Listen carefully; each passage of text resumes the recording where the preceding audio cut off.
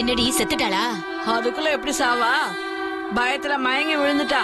இவ சாகுற வரைக்கும் விடுறதா இல்ல. நல்லா இருக்கு.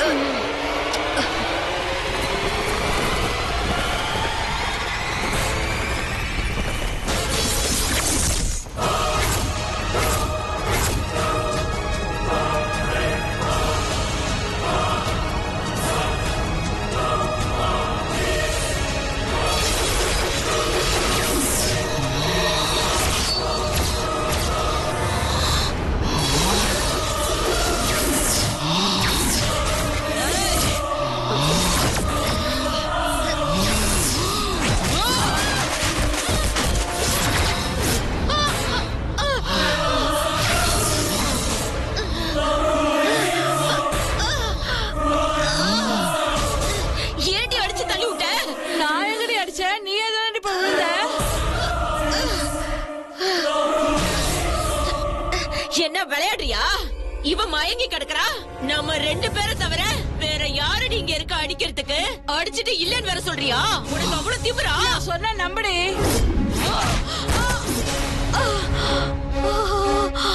ஐயோ, ஏண்டி பேசிட்டு இருக்க போதே அடிக்கிற? நான் எங்க அடிச்ச உன்னைய?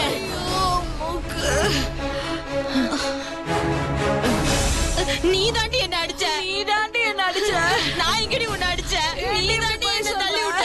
உடம்பெல்லாம் வலிக்குதுடி. நான் அடிக்கலடி உன்னை. ரொம்ப வலிக்குதுடி. ஏய், உன்னை விட மாட்டேன்.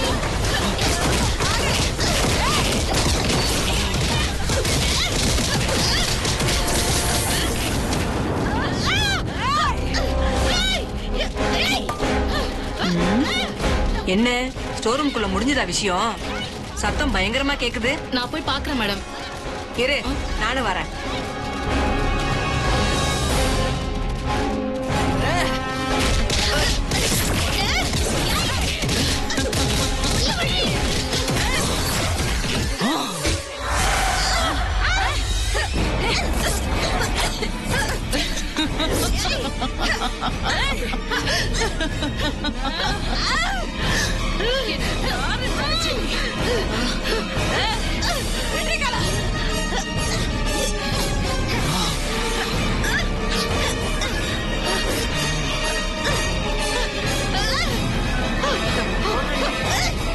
ஏய், ஏன் இப்படி அடிச்சுக்கிறீங்க?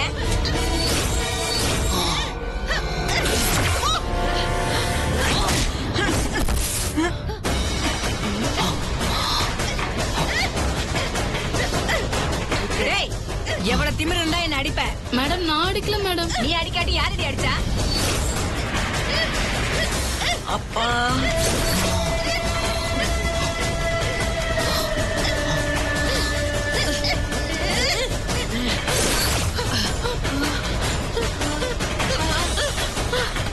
என்னடி இது? மேடம் துப்பாக்கி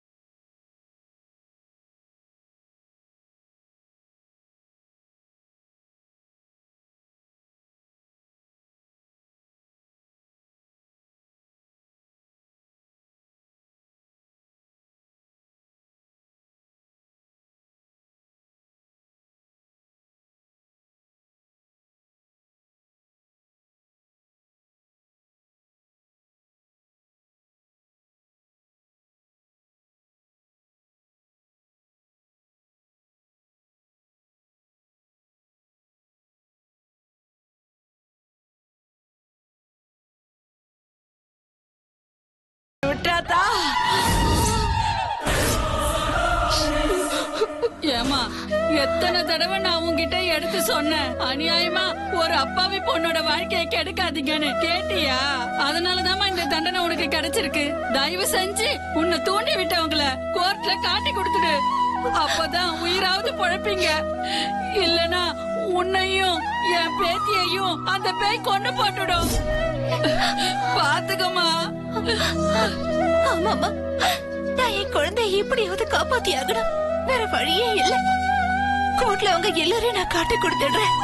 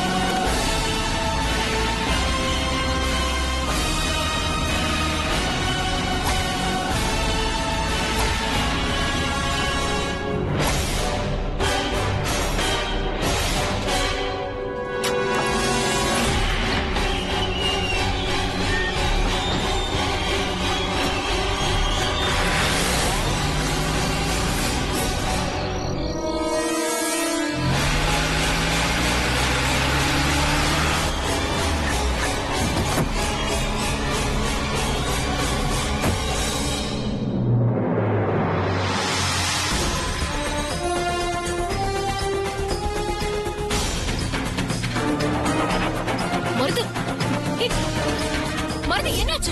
மருது என்னங்க மருது?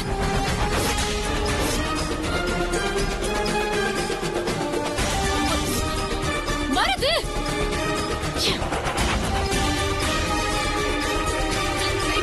பெரியப்பா, பெரியப்பா எந்திரிங்க. பெரியப்பா, பெரியப்பா எந்திரிங்க. பெரியப்பா, பெரியப்பா.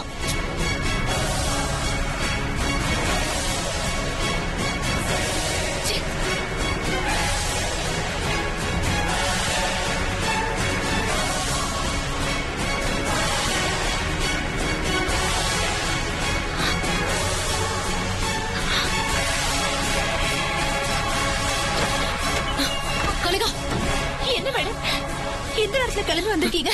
இங்க பாரு, இன்னைக்கு கோர்ட்ல என்ன சொல்ல போற? பயப்படாத, சொல்லு. இன்னைக்கு கோர்ட்ல என்ன சொல்ல போற?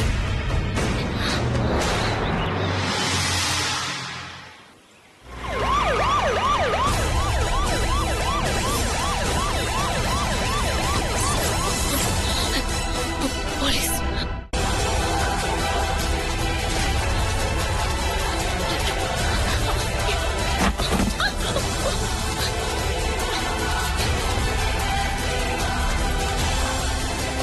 என்ன எதுவும் பண்ணிடாதீங்க சார், நான் ஓடல மாட்டேன். ஏய், உன்னை எதுவும் பண்ணாம இருக்கணும்னா மரியாதை வந்து வண்டியில ஏறு.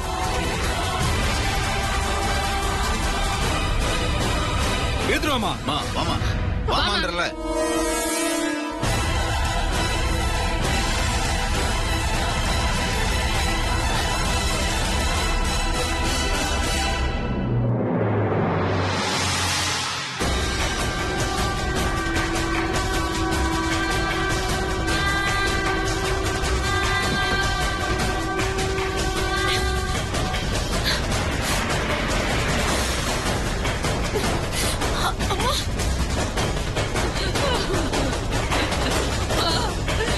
அம்மாவை எங்க பாட்டி கூட்டிட்டு போறாங்க? எப்ப அம்மா வருவாங்க? சீக்கிரம் வந்துருமா.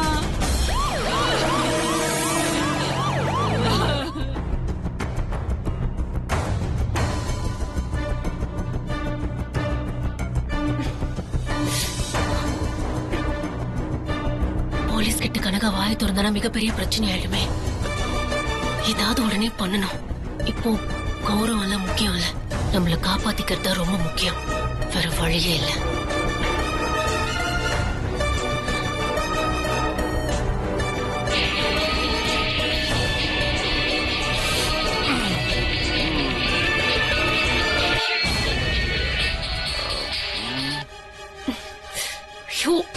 ஹலோ தென்னரசு, நான் பெரிய சிக்கல்ல மாட்டிக்கிட்டேன். என்னாச்சு சுவேதா?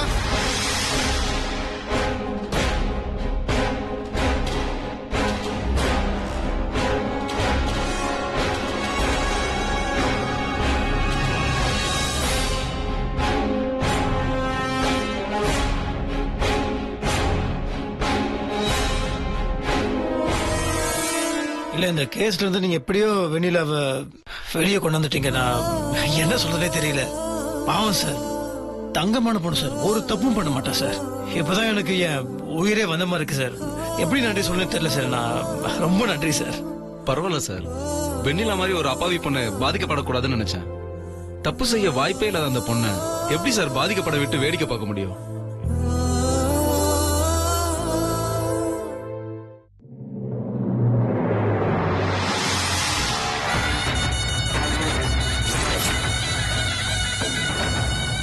ஏய், என்ன பண்ணிருக்க?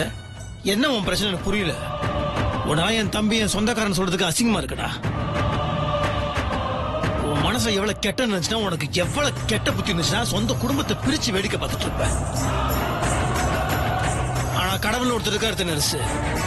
நீ பண்ண தப்புக்கு போய் நீ உள்ள போற. தப்பே பண்ணாத வெண்ணிலா வெளியே வர போறா. அவ்வளவுதான். இதுக்கு மேல நீ நினைச்சாலும் ஒண்ணும் பண்ண முடியாது. நீ இப்ப வேணா அவளை காப்பாத்திருக்கலாம்.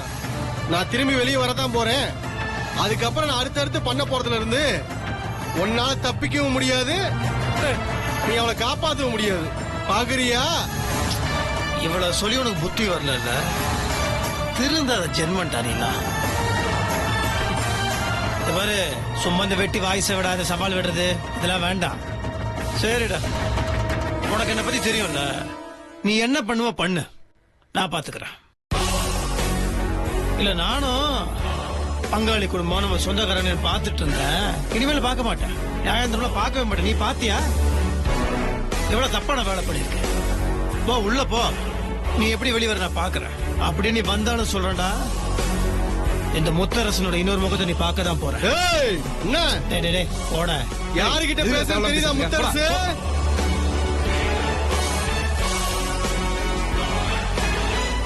பெரியப்பா, இதெல்லாம் என் கண்ணுல பாக்குறப்போ அப்படியே என் கையாலேயே என் கண்ணை குத்திக்கணும் போல இருக்கு. எத்தனை கனவு கண்டேன். இதே கண்ணால வெண்ணிலா ஜெயிலுக்கு போறத பாக்கணும்னு நினைச்சேன். வீட்டுல வேலை செய்யும் போதே அவளை புகழ்வாரு. இன்னைக்கு ரிலீஸ் வேற ஆகுறா. மாமா என்ன பண்ணுவாரு தெரியுமா? ஆஹா, வெண்ணிலா உன்ன போல வருமா? வெண்ணிலா உன்ன போல ஊர் உலகத்துல யாரும் இல்ல, உன் தியாகத்துக்கு ஈடு என்ன இல்லன்னு பயங்கரமா பாராட்டுவார். அதெல்லாம் பார்த்து ஈன்னு சிரிக்கிற மாதிரி நான் நடிக்கணும். வர வர ஏன் மலையே எனக்கு எரிச்சல் வருது.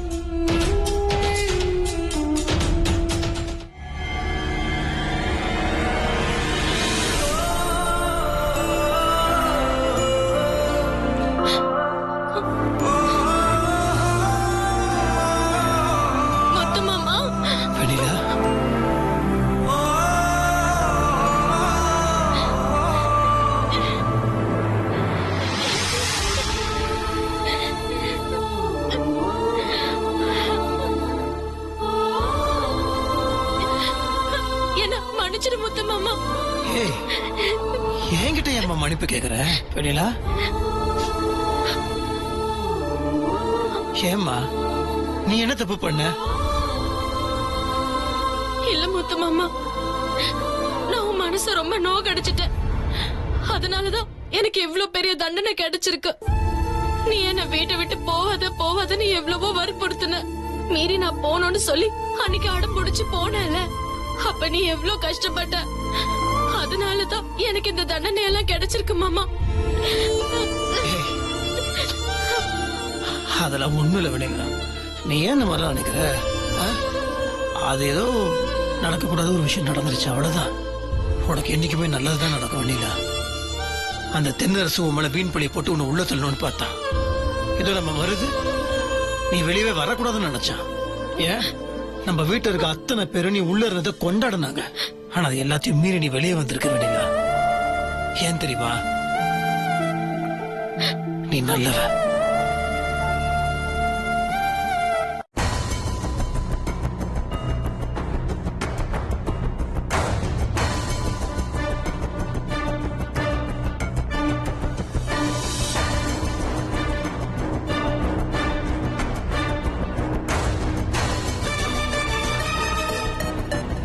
அண்ணி, சித்தி, வாங்க அண்ணி.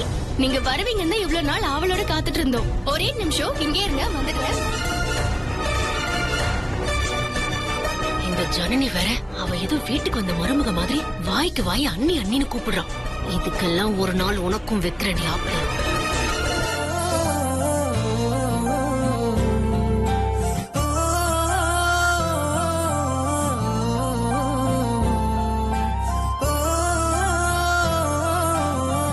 எல்லா வேலையும் இழுத்து போட்டு பண்ண ஆரம்பிச்சிட்டான்.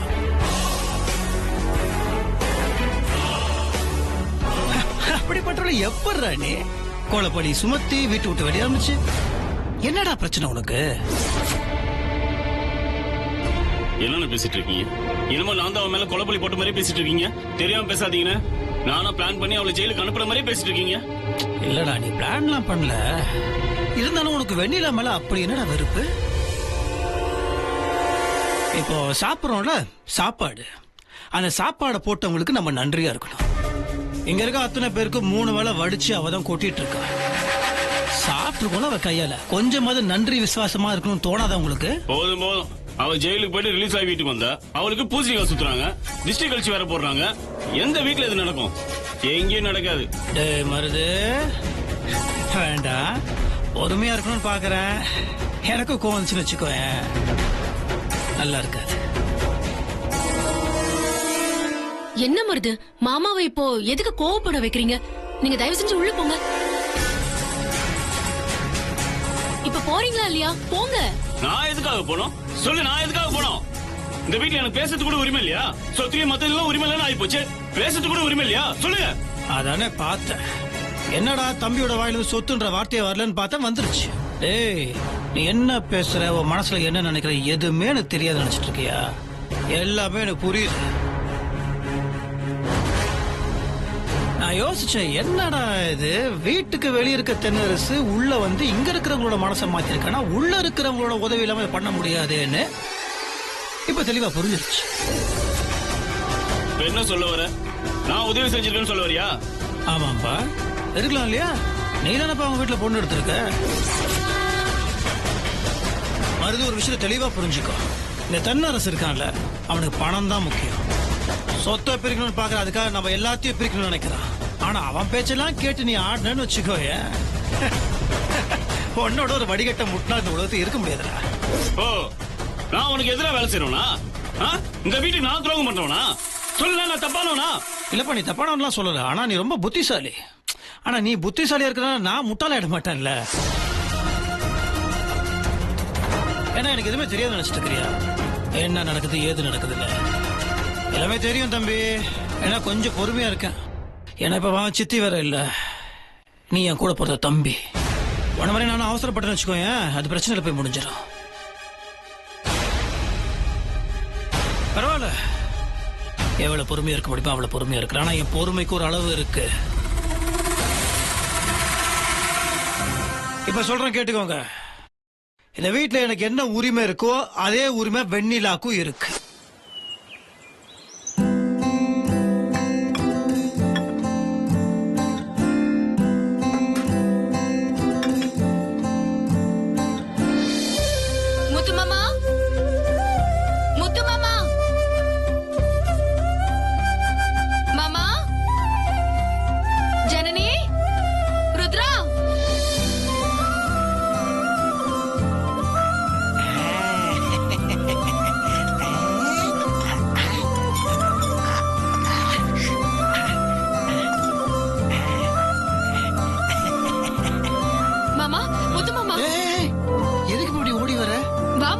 சமைச்சாச்சு.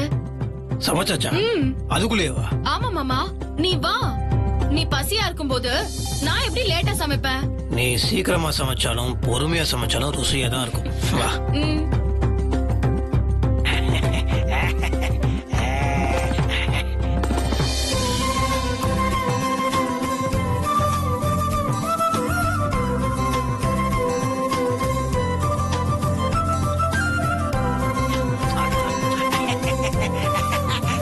பந்திக்கு முந்தி கோங்கிறது என்னோட பாலிசி.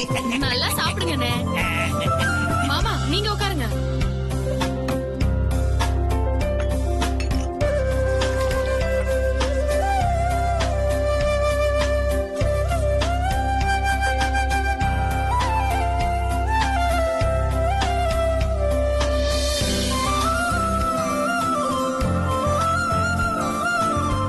ருத்ராஜன் நீ வாங்க உட்காருங்க.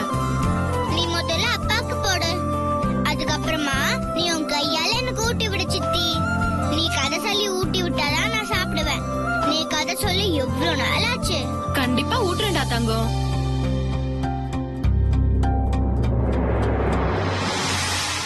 என்னடி என்ன? ஸ்வேதா அங்க பாரு, பாச மழை பொழியறத வந்து பாரு.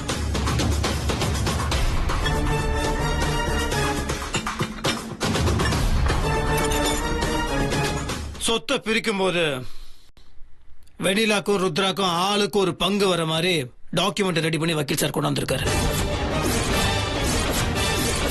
இதுக்கு நீங்க எல்லாரும் சம்மதிக்கணும், படிச்சு பார்த்து கையெழுத்து போடணும். இதை நான் ஏன் சொல்றேன்னா, கல்யாணத்துக்கு அப்புறம் சொத்தை பிரிக்கும் போது தேவையில்லாத பிரச்சனை வரக்கூடாது இல்லையா?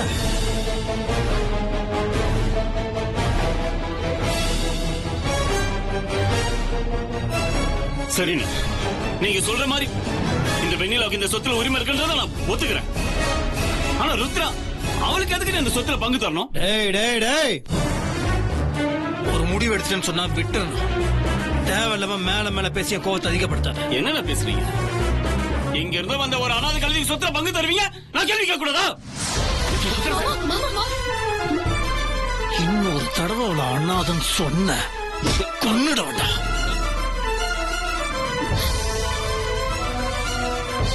ஏய், என்ன மிருகமாக்கிறாத.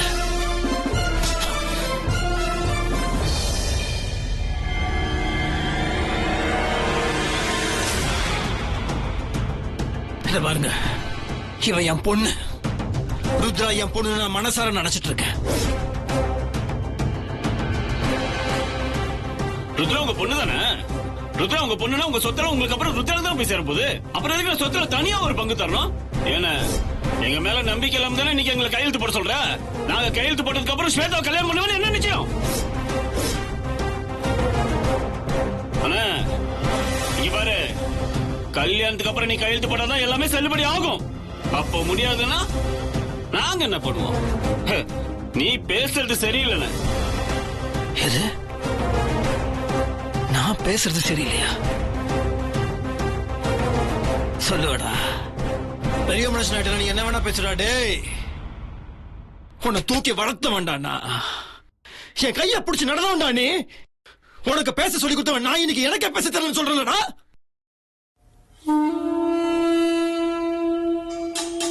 வாக்கு மாறவன் முத்தரசு கிடையாதுடா. இந்த ஜெமில யாருமே வாக்கு மாறது கிடையாதுடா. உயிரே படம் கொடுத்த வாக்கு காப்பாற்றணும், என்ன உள்பட.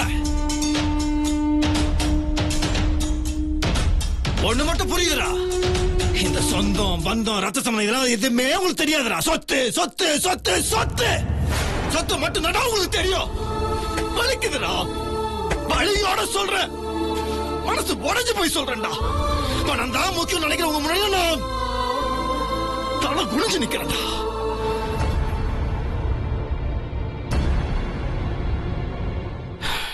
சரிடா, இப்ப என்ன நான் என்ன பண்ண என்ன வேணும்? கல்யாணம் பண்ணிக்கணுமா? நான் கல்யாணம் பண்ணிக்கலாம், நான் பண்றேன்டா. கல்யாணம் பண்ணிக்கிறேன். அதுல சொத்தை பத்தி யாரும் பேசக்கூடாது, நானும் பேச மாட்டேன், நீயும் பேசக்கூடாது. என் மனசுக்குள்ள 1000 கேள்விகள் வருது, என்னென்னமா கேட்கணும்னு தோணுது. நான் கேட்டது அத்தனையும் கேட்டது. என் மனசுக்கு எல்லாத்தையும் இப்பவே சொல்லியே தீரணும். ஏன்னா இதுதான் அதுக்கான நேரம். வேற வழியே இல்ல.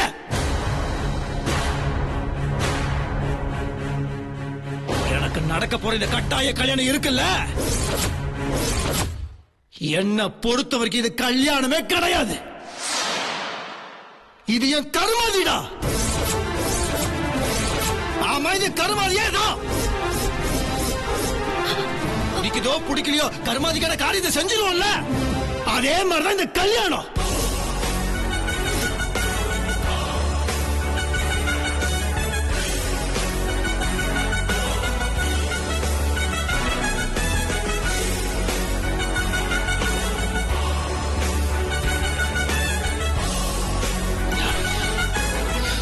சார் மன்னிச்சிருங்க, இன்னைக்கு சூழ்நிலை சரியில்லை சார். இன்னொரு நாள் இதை பத்தி பேசுவோம் சார். நீங்க கிளம்புங்க சார். பரவாயில்ல சார், நான் வரேன்.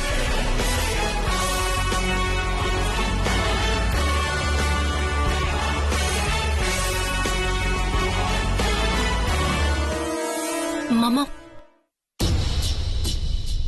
என்ன மாமா மருது கூட வந்த சண்டையில நீங்க கல்யாணத்தை போய் கருமாதினி சொல்றீங்க? ஆமா சொன்னேன். அப்போ இவ்வளவு நாளா என்ன பிடிக்காம தான் பழகிட்டு இருந்தீங்களா? மாமா, என்ன உங்களுக்கு பிடிக்கலையா? பிடிக்கல.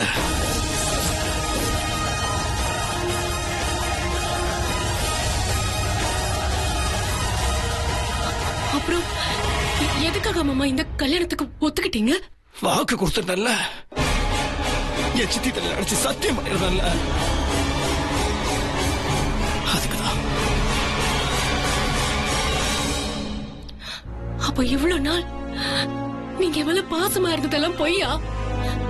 நான் உங்க மேல வச்சிருந்த பாசம் எல்லாம் பொய்யா மாமா?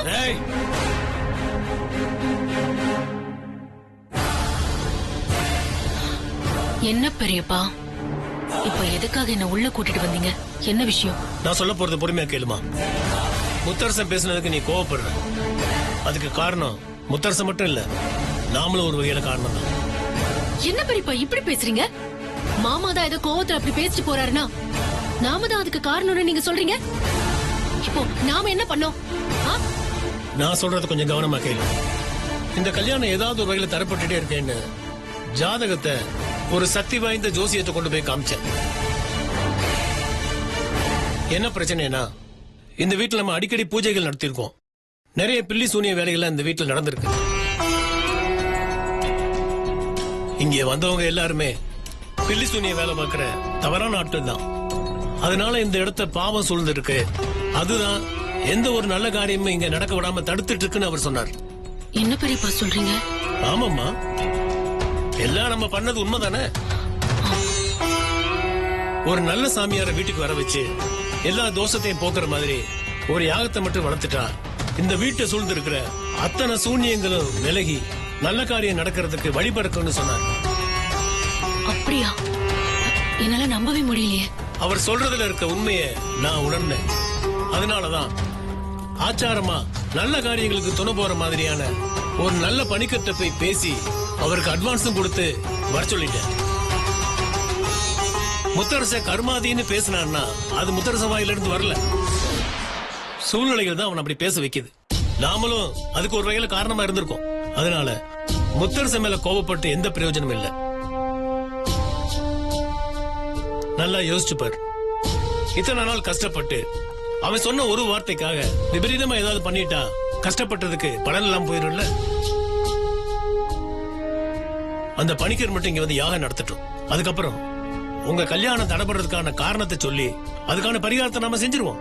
அப்புறம் எந்த சக்தியாலையும் உங்க கல்யாணத்தை தடுக்கவே முடியாது.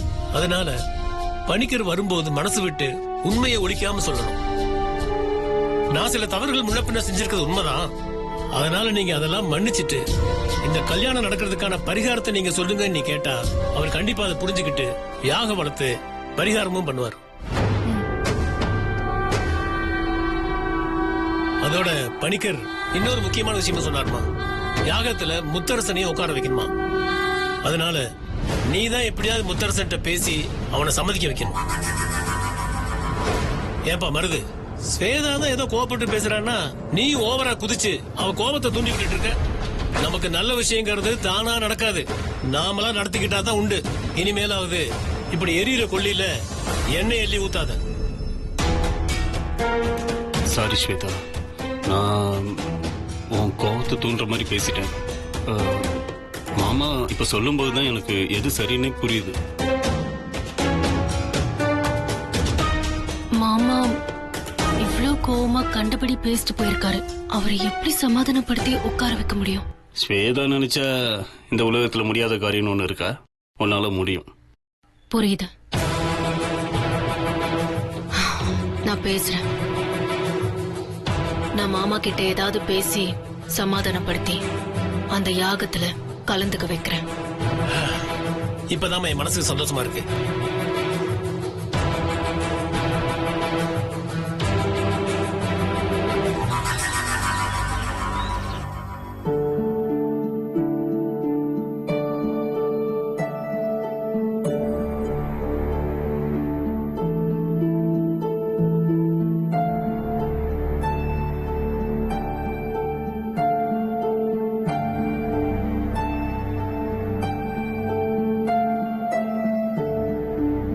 மாமா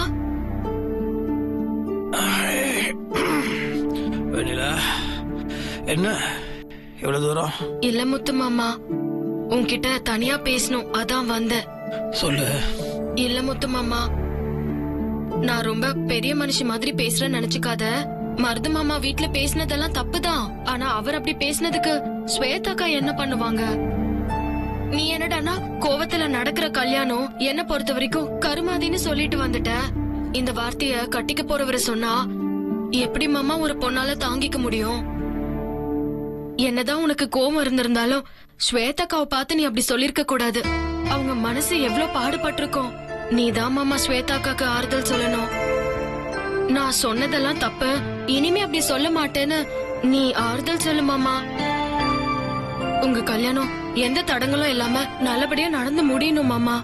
அதுக்குதான் நான் இவ்ளோ கஷ்டப்பட்டேன். உன் தலை மேல அடிச்சு சத்தியம் பண்ணிருக்கிறேன். இப்ப நீ ஏன் முத்து மாமா இப்படி எல்லாம் பண்ற?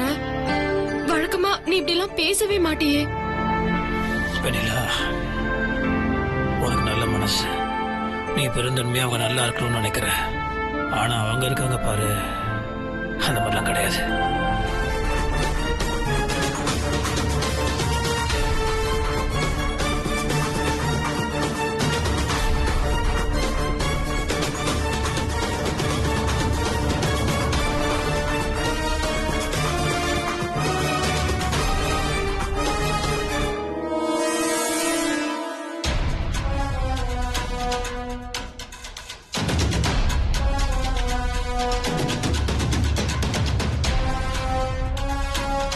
ஸ்வேதா, என்னமா ஒரு மாதிரி இருக்க? இல்ல பெரியப்பா, வந்த உடனே ருத்ராவை கூப்பிட்டு ஆசீர்வாதம் பண்றாரு. பார்த்தாலே ஒரே கடுப்பா இருக்கு. நான் உங்ககிட்ட ஏற்கனவே ஒரு விஷயம் சொன்னேன். இவர் எப்பவுமே நேர்மறையான எண்ணங்கள் மட்டும் தான் பேசுவார். இவர் மூலமா கண்டிப்பா நமக்கு சாதகமான அம்சங்கள் தான் கிடைக்கும். இவர் பக்கத்துல இருக்கும்போது நீ எரிச்சல் அடையவோ கோவப்படவோ கூடாது. இந்த கல்யாணம் நல்லபடியா நடக்கணும்னு வேண்டிக்கோ, எல்லாம் சரியா நடக்கும். அதை விட்டுட்டு அவங்களையும் இவங்களையும் பார்க்காத. இப்ப நீ பார்க்க வேண்டியது ஒன்ன மட்டும்தான், சரியா? சரி, மாப்பிள்ள குளிச்சு ரெடியா இருக்காரா? நான் அப்பவே சொல்லிட்டேன், குளிச்சு ரெடியா தான் இருப்பாரு. சரி, போய் கூட்டிட்டு வா.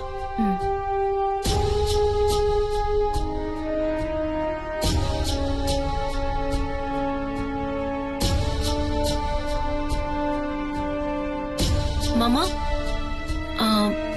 பணிக்கர் வந்துட்டாரு. பூஜைக்கான ஏற்பாடெல்லாம் முடிஞ்சிடுச்சு. நீங்க வந்துட்டீங்கன்னா பூஜை ஆரம்பிச்சிடலாம். சரி, நீ போன வர.